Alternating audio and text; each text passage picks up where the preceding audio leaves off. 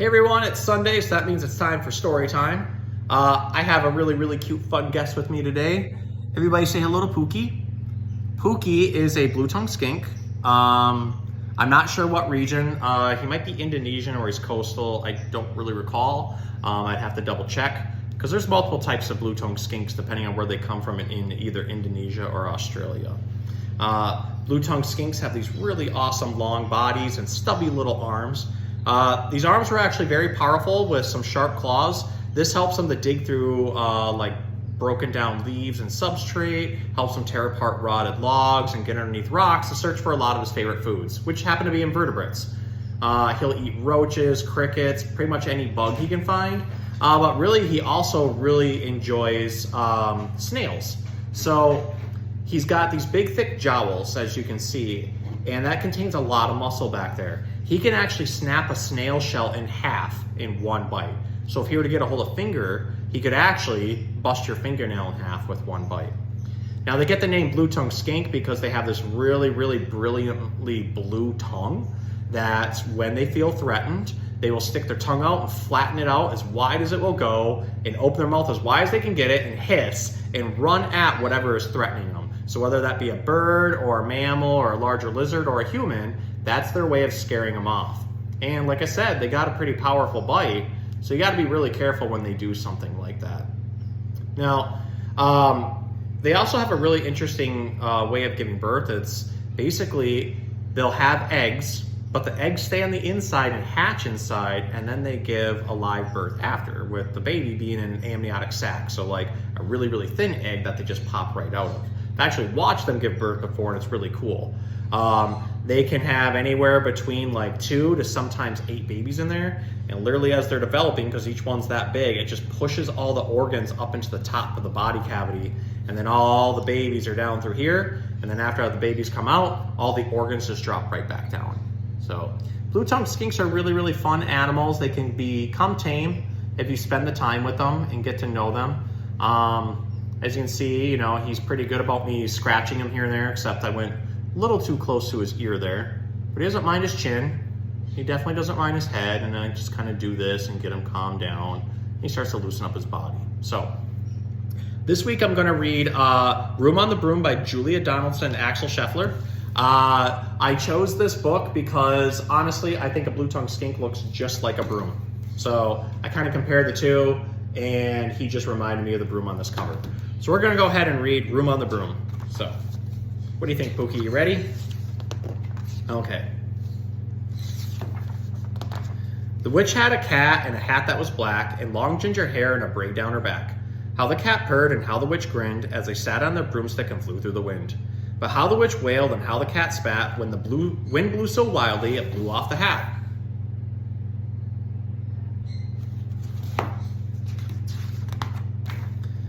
Down, cried the witch, and they flew to the ground. They searched for the hat, but no hat could be found. Then out of the bushes on thundering paws there bounded a dog with a hat in his jaws. He dropped it politely, then eagerly said, as the witch pulled the hat firmly down on her head, I am a dog as keen as can be. Is there room on the broom for a dog like me? Yes, cried the witch, and the dog clambered on. The witch tapped the broomstick, and whoosh, they were gone.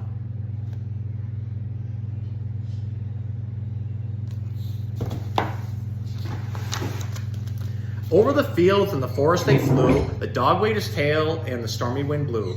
The witch laughed out loud and held onto her hat, but away blew the bow from her braid, just like that.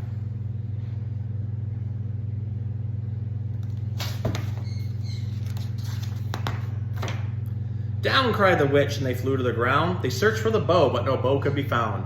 Then out from a tree with an ear-splitting shriek, there flapped a green bird with a bow in her beak. She dropped it politely and bent her head low, then said, as the witch tied her braid in the bow, I am a bird as green as can be. Is there room on the broom for a bird like me? Yes, cried the witch, so the bird fluttered on. The witch tapped the broomstick, and whoosh, they were gone.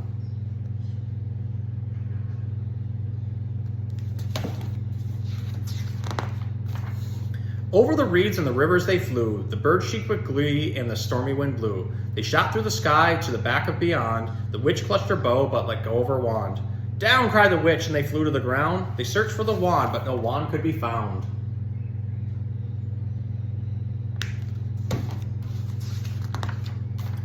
Then all of a sudden from out of a pond leaped a dripping wet frog with a dripping wet wand. He dropped it politely, then said with a croak, as witch dried the wand on a fold on her cloak, I am a frog as clean as can be. Is there room on the broom for a frog like me?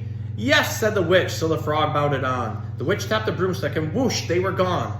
Over the moors and the mountains they flew. The frog jumped for joy and...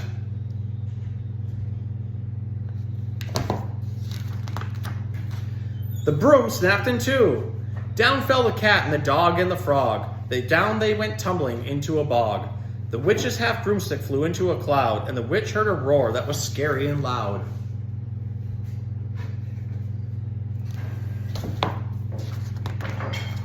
I am a dragon as mean as can be, and the witch with french fries tastes delicious to me. No, cried the witch, flying higher and higher. The dragon flew after her, breathing out fire. Help, cried the witch, flying to the ground. She looked all around, but no help could be found. The dragon drew near with a glint in his eyes and said, just this once, I'll have witch without fries.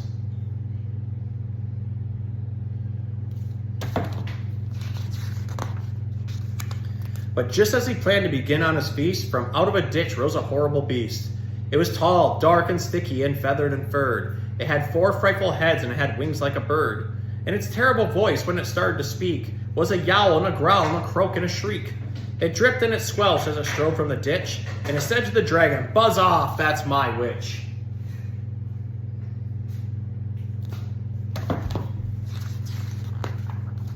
The dragon drew back and he started to shake. I'm sorry, he sputtered. I made a mistake. It's nice to have met you, but now I must fly. And he spread out his wings and was off through the sky.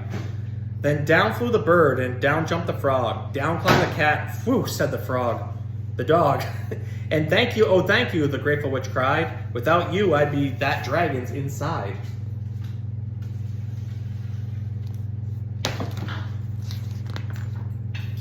Then she filled up her cauldron and said with a grin, find something, everyone, throw something in. So the frog found a lily, the cat found a cone, the bird found a twig, and the dog found a bone. They threw them all in, and the witch stirred them well, and while she was stirring, she muttered a spell. Iggity, ziggity, zaggity, zoom. Then out rose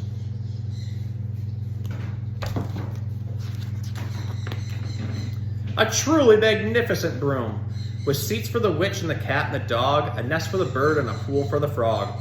Yes, cried the witch, and they all clamored on. The witch tapped the broomstick, and whoosh, they were gone.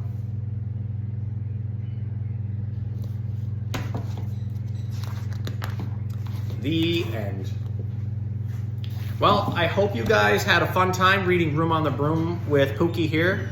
There's a lot of cool things to learn about blue-tongued skinks. If you have any questions, feel free to ask. If you have any comments, go ahead and leave them down in the comments section. As I said, I'm not that great at identifying different regional animals. So if you think you know what region he is, go ahead and leave it in the comments. I'm always willing to learn more. Hope you enjoyed Broom on the Broom. Just goes to show you it doesn't matter if you're a scary looking witch, you can actually be the nicest person in the world. So you shouldn't always judge a book by its cover, just like you shouldn't judge little Pookie here. So hope you guys had a good time. We'll see you next week.